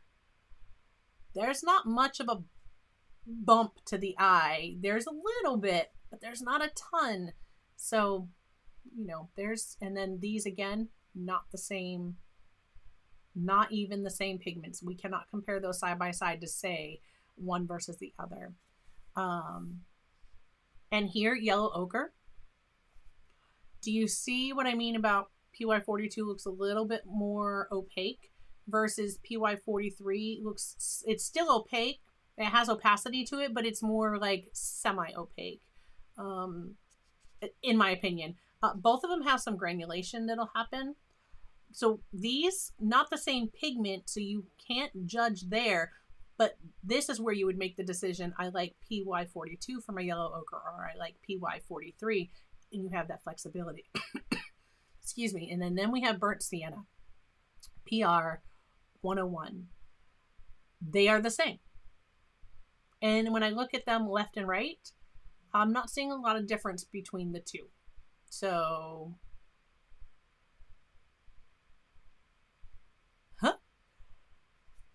the burnt umber, again, not the same pigments. They were the same, but they added PR101 to the Winsor Newton Professional. So that's one where you have to say, I like this version or I like this version. And then you could choose. Do you like burnt umber Cotman or do you like burnt umber Professional? And you could go that route. Now look at the Payne's Grays now that they've dried. The Professional is definitely a much cooler version. Much cooler version. You can see the blue. That PB15 just like really came through. PB15, it's phthalo. I'm surprised we didn't see more of it here because PB15 was the first number. And when I showed you, when I mixed that up on the other one, and you're going to see it when we take a look again at the two that I did when I did these on the bigger sheet, it actually shows up. You can see it a little bit here. Do you see the blue like right in here in some of this granulation? There's your PB15 showing up. Or it could be your PB29, right? Because pigment ultramarine granulates, and I think we're seeing some of that there. But it's PB15 is the first one. I would have expected that bold blue undertone that we saw in this side, and we just didn't get it. In this one, PV19 is our first color, and I didn't really see a lot of that purpley or magenta to it when we were laying that down. But we have PBK6 and PBK7. So those are one that it's a matter of, again, of preference. Do you prefer Cotman Payne's Gray or Professional Payne's Gray? Because they definitely look very different. Okay, there's the line. Let me show you up close because this one, if hopefully you see the Cotman Payne's Gray. I love that. Look at the blue just sitting on top. Look at the way it's separated. This hasn't fully dried here, but you can pretty much see it's got some granulation and you can see those blue undertones. But if you don't want your Payne's Gray to look as granulated, then I would say the Professional one, but it's going to look a lot cooler. But look at that Cotman color. I think it's beautiful. I think I like the Cotman color. I think that's gorgeous. You really see it here versus when I showed it to you here. And so that was like having a lot of mass tone and then pulling it down. But when you look, the way it's pulled down and really mixed with water, that's when you start to see that granulation. You really have to add the water in. And then there is our version from the Professional. So I don't know, which one do you like? Which Payne's Gray is your favorite? Mine is Cotman. In that case, it's not worth it to me to upgrade. I mean, unless I wanted a really cool Payne's Gray. But like I said, this is very reminiscent to me of Daniel Smith's Lunar Blue. And that has more granulation, though. It's PBK11 and Ultramarine, which just doesn't even have Ultramarine in it. But it's very reminiscent of that Lunar Blue to me. But this here, that was definitely swatched out bigger. That was my favorite. I like that one. And Rob says I like the blue undertone. That's good because that's the one you have. So that's very good. Okay, let me take this off and I want to show you before we go just a couple mixes. And I hope that helped you answer that and drop me a comment. I really want to know. And be kind to each other. Some people are going to think it is not worth the bump, and that's okay because it's their opinion. And some people are going to think absolutely because they're so much more vibrant and they're beautiful and that's the color and that's okay. Oh, the other thing too is when we look at like lifting, I'm not going to do it on all of these because I've already done it here. You can see on the Cotman, they lift very well. Now, what I didn't do that on is the Professional, but I absolutely can show you how do they lift. So I'm just getting my brush damp, And we're just going to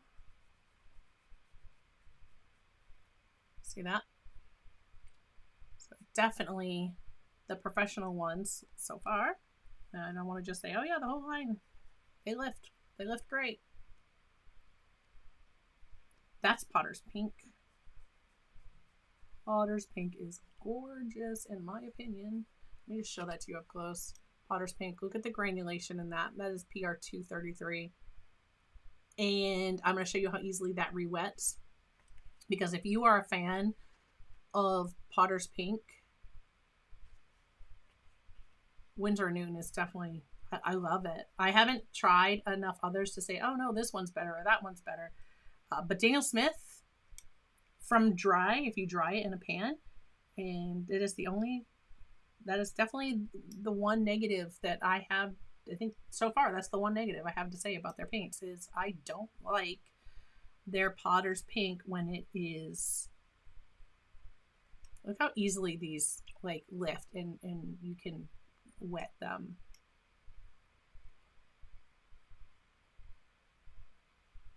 Phthalo blue is definitely staining, but you can lift it. But it's going to be staining. It's going to leave some behind. This is the Winsor green, also with phthalo, so it's also going to be staining. But you see how easily those, so far, every single one of them.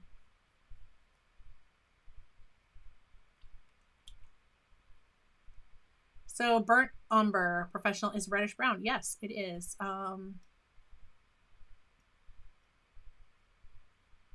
We looked at, I'm going to show you both of those one more time, just a second. Snow.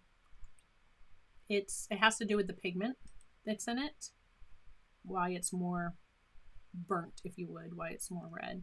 That's our cad yellow, which our cad free yellow, which is definitely very staining color.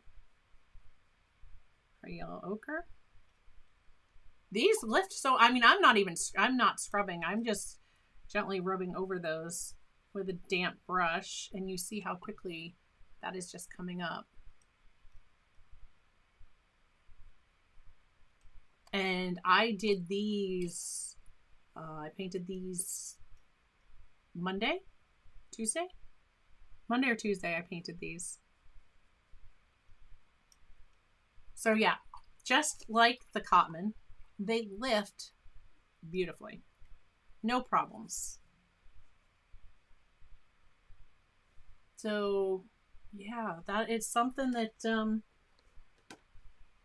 only you can answer that question, unfortunately. Sorry, I mean, it wasn't clickbaity. Only you can answer that. And so Snow said Burnt Umber Professional right here is reddish brown. Yes. I wonder if the brown oxide is more brown, similar to Cotman brown. Oh, if brown oxide, I don't know. I don't know if you're speaking about brown oxide in the professional one. I am not sure, but let me see real quick.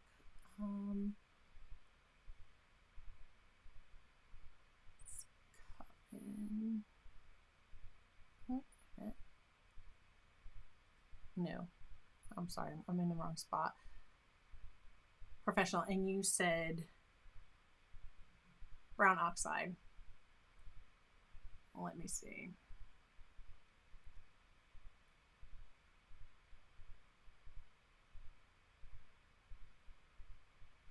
I see brown ochre. I don't see brown oxide, as if that is a color you're specifically speaking of, like a name of a color in Winsor Newton Professional. I don't even see that listed as an actual amount. Yeah, I'm on Professional. I don't see it. I'm actually looking on the website.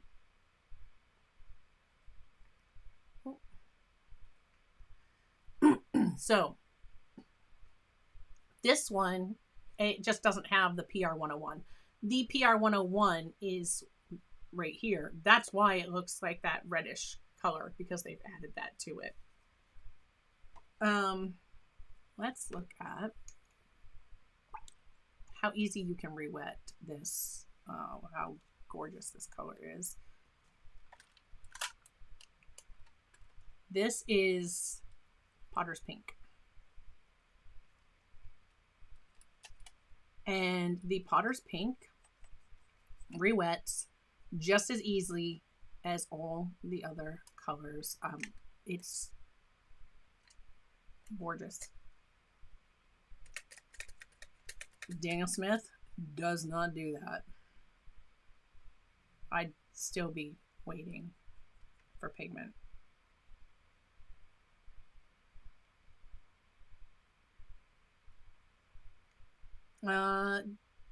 Yeah, George says the Cotman burnt umber looks like Van Dyke Brown. Yeah, it does look a lot more similar to Van Dyke Brown.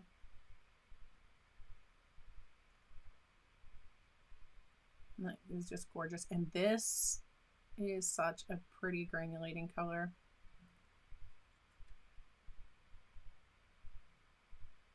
I'll just let it sit there and do its thing and show off for you. So let's talk. And now I've got the professional ones in my hand. If we took, I had told you, Dioxazine Purple, which this is Winsor Violet. And this palette is going to have to be treated because it beads up like a son of a gun. Right? And Yellow Ochre. Or no, excuse me, Burnt Sienna.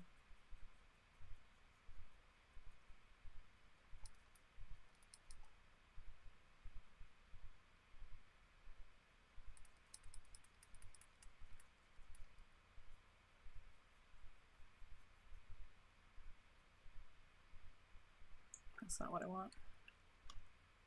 It's going to give you more like an eggplant type color. Like a Merlot.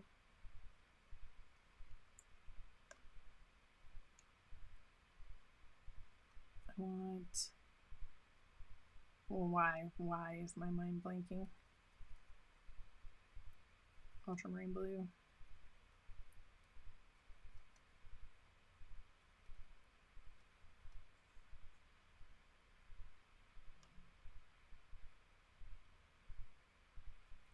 Burnt Sienna. There it is. That's the one. It's ultramarine blue and burnt sienna. I don't know why I said purple. Right? We can get a warm black. If we go more ultramarine blue, we can get a much cooler version. Right? That looks very similar to our Payne's Gray. It's even actually darker. Yeah, and Painting with Wine. It's the Merlot. You can get some beautiful mixes with this set. You took ultramarine. I'm gonna mix them down here. All right. I just dirtied my clean water. It's okay. I have one more left. And our alizarin crimson.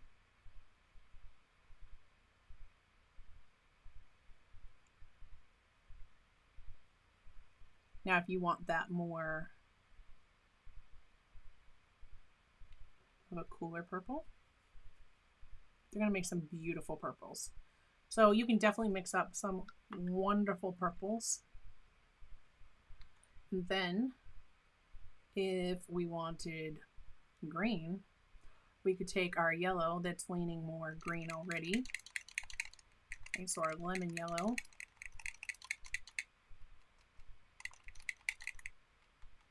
And if you want a really bright green, we're going to go for Winsor blue. Look at those. A little bit more Winsor blue. Go a little bit more Winsor blue. We're going to start to get into our teal.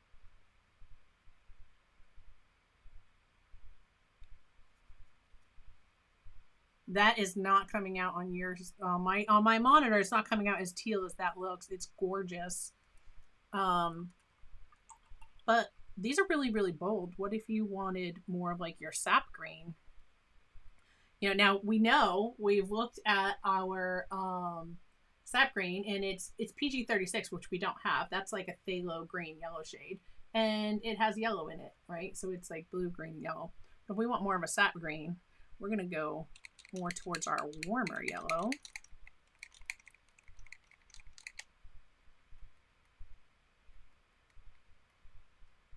And then let's see the difference, right? we're going to do this in two.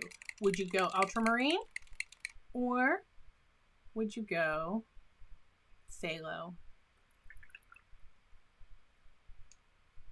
So we're going to go ultramarine, right? And that's going to give us like this. Or, yes, Tara, that's a really good choice. Or if we go ultramarine, look how much more earthy that looks. This is like a much more earthy green, like I think like evergreens and stuff like that. And that is with our warm yellow and our warm blue. And like Tara just said, yellow ochre. You can also definitely take your yellow ochre. And let's go with a little bit of the, I went with a lot of bit of the, I'm going to get some more of my yellow ochre. Right? And then that, it's close, but I like that better. This is like a grayed down green, but what if I go with the yellow ochre, right? If you go yellow ochre and you go phthalo. A little goes a long way with phthalo. See the difference in your green? This is like a leafy green, like I see this in summertime and springtime. This I'm seeing more like evergreen. I'm seeing fall time. There's so many different, and it just gets into a lot of color mixing, a lot of color theory. We can dive deeper on that in a completely, like I can do a whole, if you guys are into mixing, I can do stuff like that with certain palettes, and we can absolutely look at that. I know I've started a series for patrons, and we've picked a palette. And then the next thing we're going to do is we're going to learn to, like, from that palette, I got to go back and pull that. And then we're going to look at that. And, okay, that makes more sense. Snow, you said brown oxide is Daniel Smith. We're going to look at how to mix with those. So if that's something that you're interested in, that you have access to that. Creator members and above, I think, have access to that. So yeah, I would love for you to join us. We're just starting to get into that series. Whether you're a member here on YouTube or Patreon, you would have access to those. They will be available in both locations. But look at the granulation. Like with the ultramarine, look at the granulation that's happening in this green. I love that green. And that was our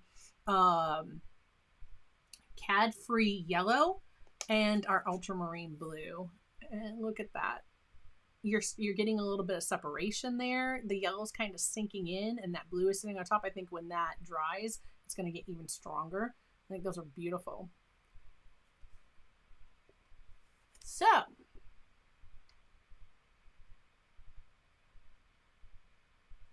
if you found value in that today, please do hit that like button and consider subscribing and joining us for more. There is so much. I've got so much fun and, well, I think it's fun and interesting stuff planned for 2024, and I'm like so happy to have you come along for the ride and enjoy this journey with me. Huge thank you. I know I just jumped to my end screen, but I'm not done yet. We're almost there. But huge thank you to all of my fans and patrons, and welcome to all the new super fans. Thank you, Rob, for the gifted memberships today. And I've been thinking of that, adding Discord to the superfan level, just to give you guys something a little bit more than new emotes. I try to put new emotes out every week, and there were new emotes this week, and that you guys get to use that aren't available to everybody else. But I wanted like maybe a little something more for you guys to kind of, you know, if you get gifted a superfan membership, maybe you want to stick around and join us. And I'm thinking Discord. If you use Discord, I may open up my Discord server where you'll have access to the general spaces, certain things are members of like the community members where we do our live chats every Friday. We had that this morning. Yeah, and other special things. Sometimes I pop in on the channel and I'm live in the studio, and if you happen to be on Discord, you can hop in and say hi. So that happens on occasion. It's not super often, but it does happen sometimes. It may happen more often this year. It's something that I'm looking at. So I hope you guys enjoyed this one. I hope that was very informative, and I really want to know in the comments, if you're watching this on the replay, thank you for sticking with me. Is it worth the upgrade? Let me know what your opinion is, and please be kind to everybody in the comments, because we all have a right to our opinion. And I think the answer is, it is a matter of opinion. It is an individual, it's as individual as the artist, whether or not it is worth it to you. It depends on how you paint, how you like to paint. You like bright, bold colors, you want more of that punch in the pigment, then yeah, it's worth it to go to the professional. It depends on how you paint. It depends on the artist. There are so many factors that I don't think we can actually answer that, but I think both paints, regardless whether you choose Cotman or you choose Winsor Newton Professional, I think you're getting a good choice in paint too. And if you're just starting in watercolor, I think it's a good choice and a good place to start. So yeah, I leave that to you, but I'm looking forward to having a conversation about it in the comments below. So I'm going to pop another video up that you might like to watch next after on if you're here watching the replay. And until next time, my friends, I'm not sure what we're doing next week, but as long as I'm not sick, hopefully I won't be, we will be here live Thursday. 2 weeks. We won't be here on Thursday. In 2 weeks, I have a procedure going on. We won't be here live that day because it's on that day. So, but next week, I will see you on Thursday and every Thursday after that at 3 p.m. Eastern Time, and I hope you'll join me. Till next time, my friends, keep creating, and I will see you in another video real soon. Bye.